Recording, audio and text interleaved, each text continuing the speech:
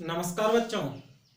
आज हम जेट के सिलेबस की बात करते हैं। 2020 जेट के सिलेबस जो केमिस्ट्री का जो सिलेबस है उसके बारे में बात करते हैं।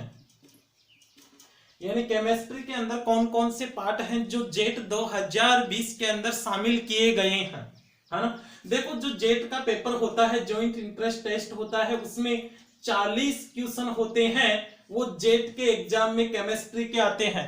टोटल 120 क्वेश्चन होते हैं, जिनमें से 40 क्वेश्चन एग्रीकल्चर के पूछे जाते हैं, 40 क्वेश्चन होते हैं वो जीव विज्ञान के पूछे जाते हैं और 40 क्वेश्चन केमिस्ट्री के पूछे जाते हैं। तो उन 40 क्वेश्चनों का क्लासिफिकेशन किस प्रकार से जेट के सिलेबस में किया गया है उसको हम देखते हैं।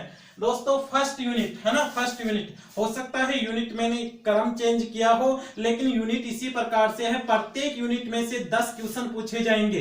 प्रत्येक यूनिट में से 10 क्वेश्चन। फर्स्ट यूनिट इसमें से 10 क्वेश्चन आएंगे, सेकंड यूनिट है इसमें से 10 क्वेश्चन आएंगे, थर्ड यूनिट है इसमें से 10 क्वेश्चन आएंगे और फोर्थ यूनिट है इसमें से भी 10 क्वेश्चन एग्जाम में पूछे जाते हैं। प्रत्येक यूनिट में से 10-10 क्वेश्चन पूछे जाते हैं। अगर हम जनरल बात करें फर्स्ट यूनिट की, तो फर्स्ट यूनिट के अंदर रसायन विज्ञान की मूल अवधारणाएं पूछी जाती है। रसायन विज्ञान की मूल अवधारणाएं जैसे अणु क्या है, परमाणु क्या है, आयन क्या होते हैं, और रसायन के जो मूल सिद्धांत है जैसे अवोगाद्रो का नियम है ना, द्रव्यमान संरक्षण का नियम है, परमाणु द्रव्यमान क्या होता है, अणुभार किसे कहते हैं, इससे रिलेटिव क्वेश्चन रसायन विज्ञान की मूल अवधारणाओं के अंदर से बनते हैं। दूसरा क्वेश्चन परमाणु संरचना, परमाणु स्ट्रक्चर के अंदर से पूछा जाता है। तो परमाणु स्ट्रक्चर को हम टोटल पढ़ेंगे तो हमें मोस्टली 2 टॉपिक ऐसे मिलेंगे जिसके अंदर से जेट के एग्जाम में क्वेश्चन पूछा जाता है। एक तो बोर मॉडल आता है, इसके अंदर बोर मॉडल्स, और दूसरा इसके अंदर क्वांटम संख्याएं पूछी जाती है। तो ये 2 टॉपिक विशेष हैं जो कि जेट के एग्जाम के अंदर पूछे जाते हैं। एक तो परमाणु संरचना के अंदर बोर मॉडल और एक है क्वांटम संख्याएं। दोस्तों, सिलेबस के अकॉर्डिंग आप तैयारी करोगे तो आपकी तैयारी बहुत अच्छी होगी। और हम जानते हैं कि समय बहुत कम है। समय को देखते हुए हमें जेट के सिलेबस को अच्छी तरह से ध्यान में रखते हुए उन टॉपिक्स के ऊपर विशेष तैयारी करनी है जो कि एग्जाम में पूछे जाते हैं। जैसे मैंने कहा, फर्स्ट यूनिट के अंदर 10 क्वेश्चन आते हैं और 10 क्वेश्चन के लिए हमें इस यूनिट के 10 क्वेश्चन तैयार करने के लिए हमें उन टॉपिक्स को अच्छी तरह से क्लियर करना है जिनमें से क्वेश्चन पूछे जाते हैं। तो इसके अंदर तो सिंपल सा क्वेश्चन बनेगा, कई बार नहीं भी पूछा जाता है, लेकिन परमाणु स्ट्रक्चर के अंदर बोर मॉडल और क्वांटम संख्याओं में से निश्चित रूप से क्वेश्चन आएगा। या तो बोर मॉडल का पूछा जाए या क्वांटम संख्या का पूछा जाए। दूसरे इसी फर्स्ट यूनिट के अंदर आती है आवर्त सारणी।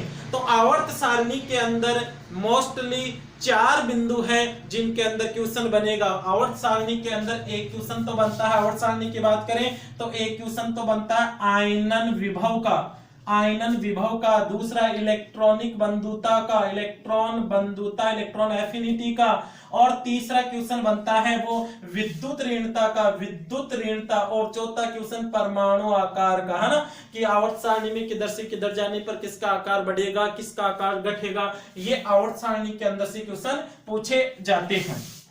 तो 4 टॉपिक हमें आवर्त सारणी पे ध्यान देने हैं: परमाणु आकार, आयनन विभव, विद्युत ऋणता और इलेक्ट्रॉनिक बंधुता।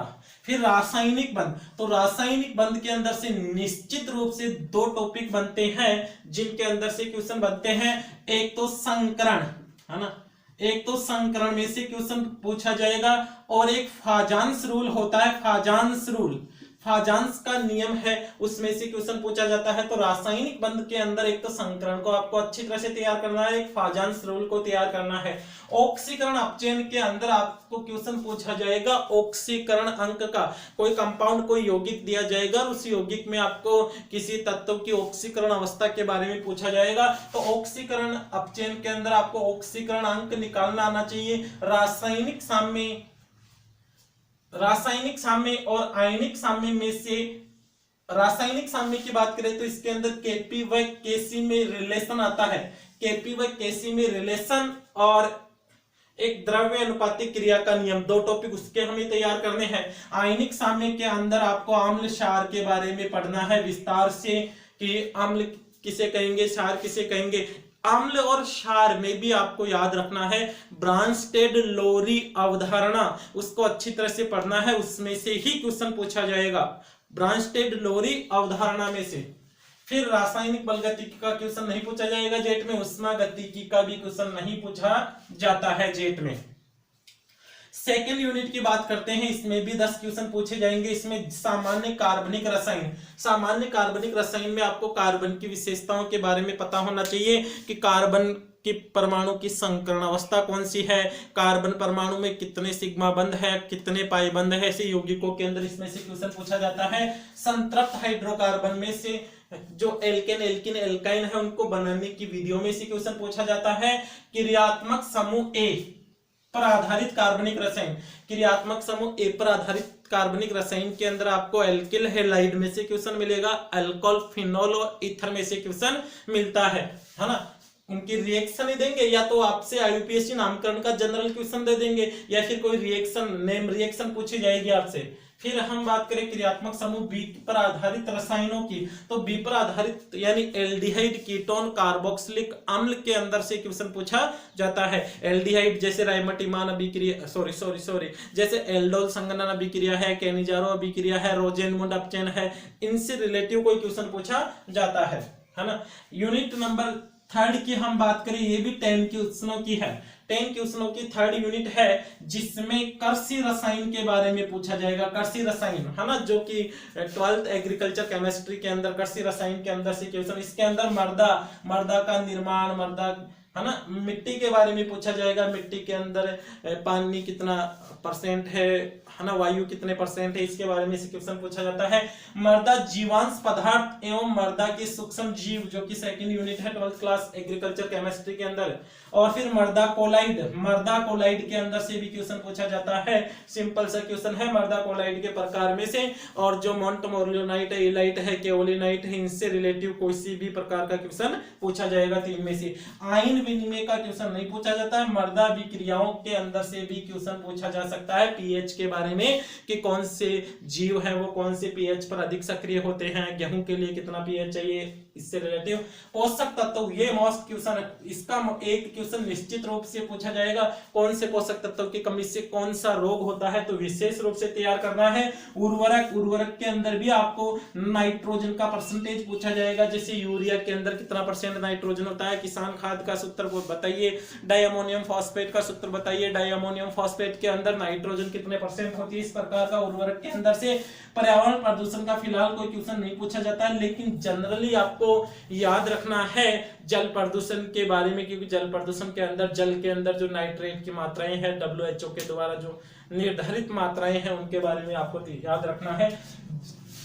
जैव रसायन में जैसे एल्डिहाइड कीटोन है, जैव रसायन के अंदर आपको याद रखना है कार्बोहाइड्रेट का क्वेश्चन बहुत कम पूछा जाता है। कार्बोहाइड्रेट का अगर क्वेश्चन पूछा जाएगा तो आपसे पूछा जाएगा जैसे कि सेलुलोज किसका बहुलक है, सेलुलोज का जल अपघटन करते हैं तो क्या होता है, स्टार्च है ना, ग्लूकोज फ्रक्टोज, इनके बारे में कुछ जनरल क्वेश्चन पूछा जाएगा है ना। फिर क्वेश्चन इसके अंदर जैव रसायन के अंदर क्वेश्चन आएगा विटामिन, कौन से विटामिन की कमी से कौन सा रोग होता है, विटामिन का क्वेश्चन बनता है। निश्चित रूप से विटामिन का ही क्वेश्चन पूछा जाएगा इसमें से, अगर क्वेश्चन आएगा तो। कार्बनिक खाद, इसका क्वेश्चन नहीं पूछा जाता है। फिर भी आपको याद रखना है जैसे एजोला है, एक्टिनोमाइसिटीज वगैरह, कुछ ऐसे खादों के बारे में, उनमें से मतलब मिट्टी के अंदर किस अनुपात में कौन से खाद को मिलाया जाता है। दुग्ध रसायन में से एक क्वेश्चन पूछा जाता है, दूध के संगठन में से भी आपको एक क्वेश्चन मिलेगा। और ये क्वेश्चन दूध वाला लेसन है ना, ये आपके आगे चल कर भी कंपटीशन के एग्जाम में है ना, आप जैसे सुपरवाइजर वगैरह इनका एग्जाम देते हो तो भी दूध का क्वेश्चन पूछा जाता है।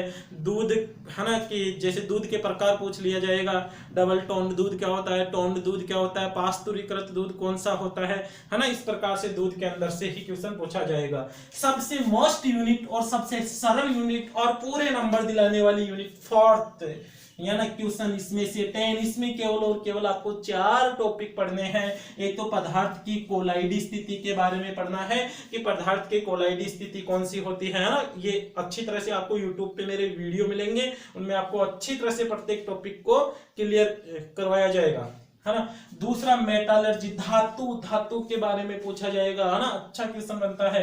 मेन इन दोनों इस यूनिट के अंदर आपके रहेगा एस ब्लॉक और डी ब्लॉक। एस ब्लॉक के कम से कम 3 क्वेश्चन, डी ब्लॉक के कम से कम 3 क्वेश्चन, ज्यादा 4 भी हो सकते हैं, लेकिन 3 क्वेश्चन तो एस ब्लॉक और डी ब्लॉक में से निश्चित रूप से पूछे जाएंगे। और हो सकता है 2 क्वेश्चन इससे, 2 क्वेश्चन इससे पूछ ले। इस प्रकार से इस यूनिट में से 10 क्वेश्चन आपको ज्यादा फोकस इस यूनिट पे देना ही है। 10 के 10 क्वेश्चन इस यूनिट को तैयार करना है। तो दोस्तों जेट की तैयारी करने के लिए अपना एक यूट्यूब चैनल बनाया गया है, chemistry bye BL Kumawat. YouTube channel का नाम है केमिस्ट्री बाय BL कुमावत। में लिख देता हूं यहां पर यूट्यूब चैनल का नाम, केमिस्ट्री बाय BL कुमावत।